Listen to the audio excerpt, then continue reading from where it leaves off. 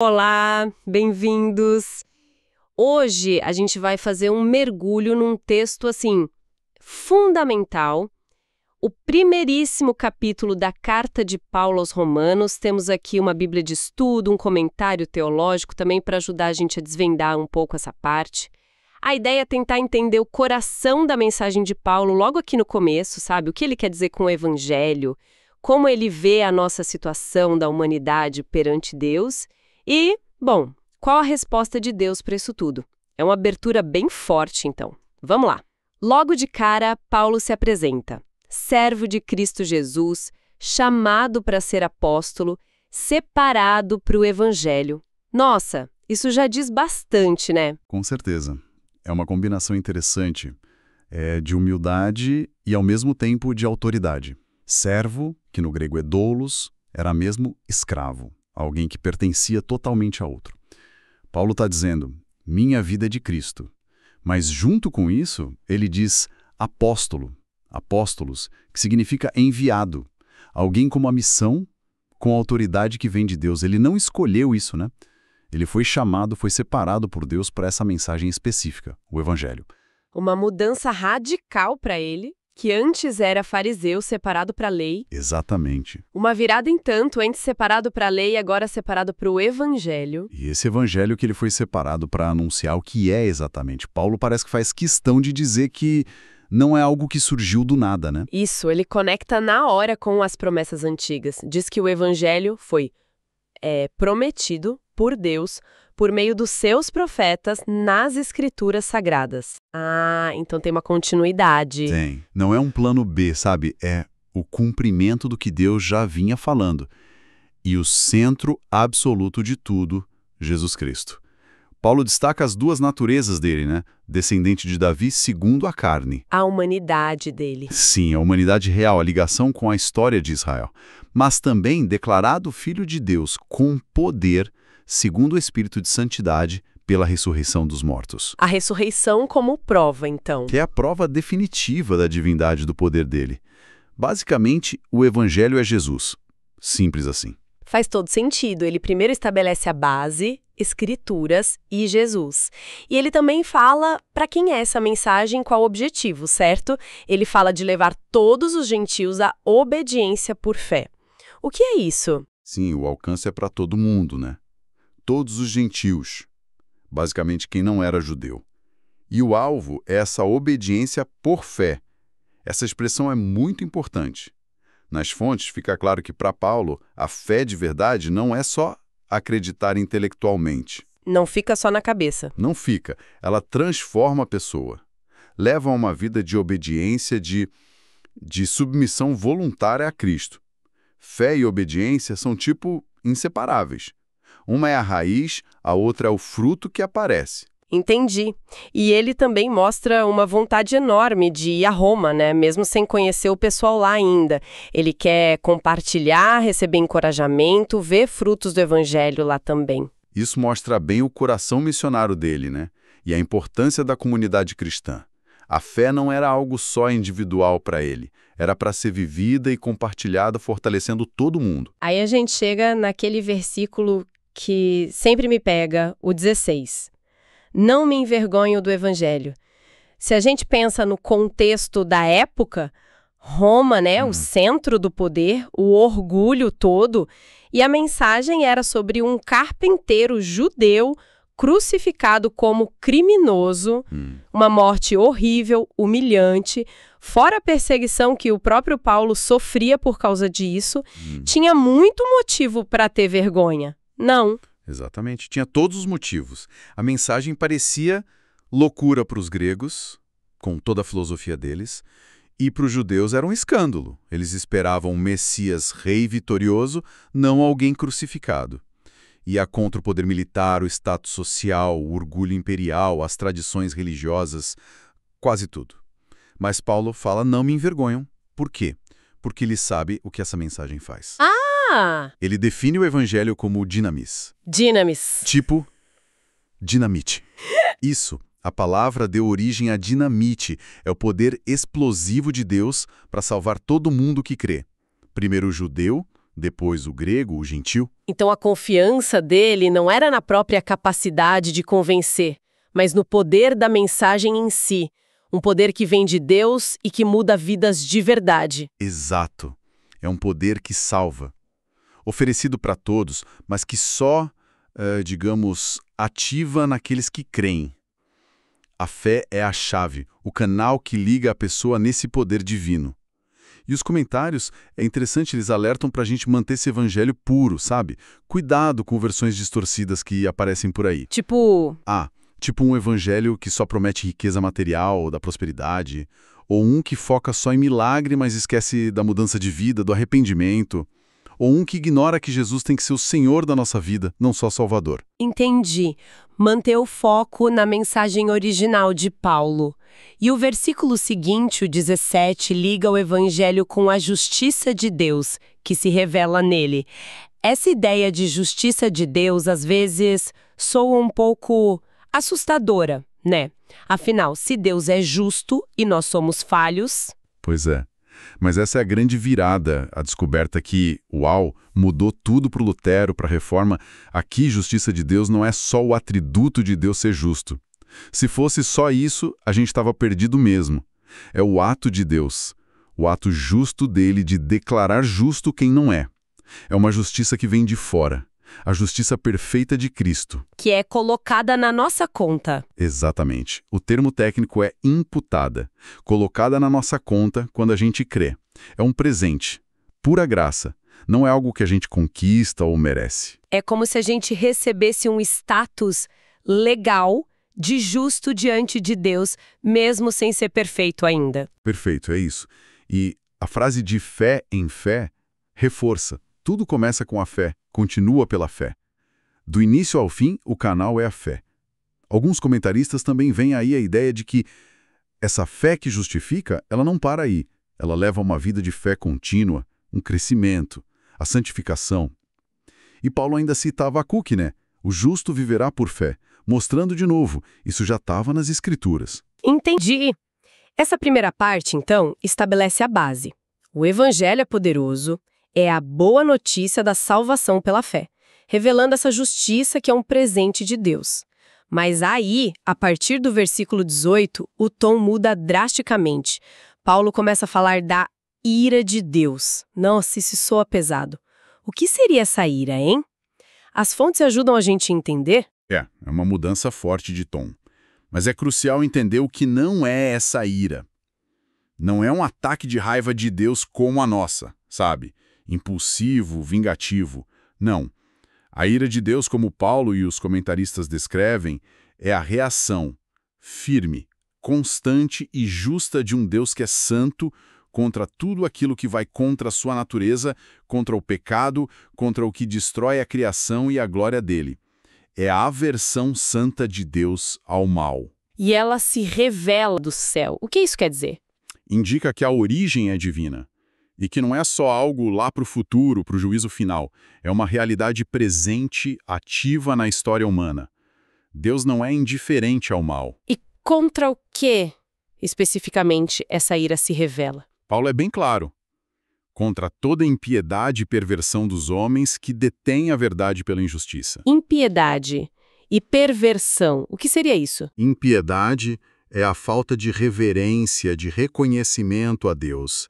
É viver como se ele não existisse ou não importasse. E perversão ou injustiça é a maldade contra o próximo, as ações erradas nas relações humanas. E essa parte detém a verdade pela injustiça. Esse é o ponto central. Significa que as pessoas têm algum conhecimento da verdade sobre Deus, mas elas ativamente suprimem, abafam, ignoram essa verdade por causa das suas más ações, do seu estilo de vida. E Paulo parece dizer que ninguém pode dar desculpa de que não sabia, né? Ele usa a criação como argumento. Exato. É o argumento clássico da revelação natural. Ele diz que aquilo que se pode conhecer sobre Deus é óbvio, está manifesto para todos, porque o próprio Deus revelou. Como? Pelo que foi criado. Olhando o universo, a natureza, diz Paulo, as pessoas conseguem perceber os atributos invisíveis de Deus, seu eterno poder e sua natureza divina. Faz sentido. Eu não sabia. Mesmo que a pessoa nunca tenha ouvido falar do evangelho especificamente, a criação já testemunha sobre Deus. Essa é a ideia de Paulo aqui. Essa revelação na natureza não tem o poder de salvar, mas ela torna toda a humanidade responsável diante do Criador. O problema fundamental, para Paulo, não é falta de informação, mas uma recusa do coração, uma rejeição deliberada da verdade que está disponível. É uma questão mais moral do que intelectual, então. Exatamente. Uma supressão ativa da verdade conhecida. E essa recusa em honrar a Deus leva a um tipo de espiral descendente. Paulo descreve isso ali nos versículos 21 a 23, né? Isso mesmo. É uma sequência trágica. Ele diz, tendo conhecimento de Deus, ou seja, eles sabiam algo, não o glorificaram como Deus, nem lhe deram graças. Primeira falha, ingratidão e falta de adoração. Qual o resultado? Se tornaram nulos em seus próprios raciocínios. A mente fica confusa, vazia. E obscurecendo-se-lhes o coração insensato. O coração, o centro da pessoa, fica nas trevas. E achando que eram sábios. Se tornaram loucos, é a ironia divina. E a prova dessa loucura, a idolatria. Trocaram a glória do Deus imortal, incorruptível, por imagens. Imagens de coisas criadas mortais. Homens, aves, quadrúpedes, répteis. É uma inversão completa de valores, né? Adorar a criatura no lugar do Criador. Precisamente, inverteram tudo. E a consequência disso, segundo Paulo, e aqui vem uma palavra forte que ele repete 3 vezes, é que Deus os entregou. Versículos 24, 26 e 28. Se entregou. O que isso significa na prática? Parece até que Deus está empurrando a pessoa para o pecado. Essa expressão é forte e precisa ser bem entendida. Os comentários explicam que não é Deus forçando ninguém a pecar. Também não é Deus sendo simplesmente passivo ou indiferente. É interpretado mais como um ato judicial de Deus. É como se Deus dissesse, é isso que vocês querem? Vocês rejeitaram a verdade sobre mim, escolheram a idolatria, esses desejos distorcidos? Então eu vou retirar a minha graça, que restringe o mal, e vou permitir que vocês sigam esse caminho que escolheram até as últimas consequências. Nossa! Deus permite que o pecado siga seu curso natural, que é autodestrutivo. E essa permissão já é uma forma de juízo. Deixar a pessoa entregue a si mesma, aos seus próprios desejos maus, é visto como um dos juízos mais terríveis de Deus aqui e agora. Entendi. Não é um empurrão ativo, mas uma retirada de proteção, uma permissão como consequência da escolha humana. E Paulo detalha essa entrega em etapas, né? Sim, ele descreve uma progressão. Primeiro, no versículo 24, Deus os entregou à impureza. Para quê? Para desonrarem o seu corpo entre si. A idolatria, a desonra a Deus, leva à imoralidade, a desonra do corpo, que é templo do Espírito Santo, para quem crê. E depois vem uma parte bem específica e que gera muita discussão hoje em dia, nos versículos 26 e 27. Ele fala de paixões infames e descreve relações que ele chama de contrárias à natureza. Correto, é uma passagem bem direta. Paulo menciona especificamente mulheres trocando as relações naturais por outras contrárias à natureza entre si, e também homens, deixando o relacionamento natural com a mulher, se inflamando de desejo uns pelos outros e praticando atos inconvenientes ou, a palavra grega pode ser traduzida como torpeza, homens com homens. As fontes que usamos são claras em interpretar que Paulo está se referindo aqui a relações homossexuais, tanto femininas quanto masculinas, e eles apresentam como uma consequência dessa rejeição a Deus e da idolatria. Qual a lógica que ele segue para fazer essa conexão? A lógica parece ser, quando se abandona o Criador, abandona-se também a ordem que se percebe na criação. Isso incluiria, na visão de Paulo, a diferenciação sexual e o padrão que ele via como natural para a intimidade humana. Ele usa termos bem fortes, né? Paixões infames, contrário à natureza, erro, torpeza, e ele conecta isso diretamente ao juízo de Deus sobre aqueles que rejeitaram a verdade. É como uma manifestação visível dessa troca da verdade pela mentira que ele mencionou antes. É uma ligação bem forte que ele faz entre a desordem na relação com Deus e a desordem nas relações humanas, principalmente as sexuais. E qual a terceira etapa dessa entrega? No versículo 28, ele diz que, como eles desprezaram o conhecimento de Deus, ele os entregou a uma disposição mental reprovável. Ou seja, a própria mente, a capacidade de pensar direito, de discernir o certo do errado, ficou corrompida. E isso leva a fazer coisas inconvenientes, coisas que não deveriam ser feitas. E aí vem aquela lista enorme de pecados nos versículos 29 a 31. É quase um raio-x sombrio da sociedade quando Deus é deixado de lado. Sim, é um catálogo impressionante e, francamente, deprimente do que acontece. Ele lista: cheios de toda injustiça, maldade, avareza, essa palavra pleonoxia, o desejo insaciável de ter mais, malícia, a intenção de fazer o mal, cheios de inveja, homicídio, discórdia, engano, perversidade, sendo difamadores, caluniadores, inimigos de Deus, insolentes, soberbos, presunçosos, inventores de males, desobedientes aos pais, insensatos, desleais, sem afeição natural, sem misericórdia. Ufa! É uma lista longa e pesada. Mostra como o pecado não fica isolado numa área, ele se espalha e corrompe tudo. O indivíduo, as famílias, a sociedade inteira. E é interessante que ele mistura coisas que a gente talvez pense como pecados grandes, tipo homicídio, com outras que podem parecer menores, como fofoca, difamação ou desobediência aos pais. Mas para Paulo tá tudo no mesmo pacote, né? Tudo fruto dessa mente reprovável. Exatamente. Não é hierarquia aqui. É tudo sintoma da mesma raiz, a rejeição de Deus. E o clímax dessa descrição toda, talvez a parte mais perturbadora, está no versículo 32. O que ele diz ali? Paulo afirma que as pessoas não só praticam essas coisas mesmo sabendo que a sentença de Deus para quem vive assim é a morte, mas elas também aprovam os que as praticam. Quer dizer, não basta fazer o errado, ainda bate palma para quem faz, incentiva. Exatamente isso. Os comentaristas veem isso como o fundo do poço da degradação moral. Quando uma cultura começa a celebrar, a aplaudir, a promover ativamente aquilo que Deus condena. Isso é visto como um sinal talvez ainda mais grave de endurecimento e rebelião do que simplesmente cometer o pecado. É uma rejeição pública e ativa dos padrões divinos. Nossa, pesado. Então, para a gente amarrar as pontas desse capítulo, Paulo começa lá em cima com o Evangelho, a boa notícia do poder de Deus para salvar pela fé em Jesus, revelando uma justiça que vem como presente. Mas, para mostrar o quanto a gente precisa desesperadamente desse evangelho, ele desce fundo e pinta esse quadro bem sombrio da condição humana sem Deus.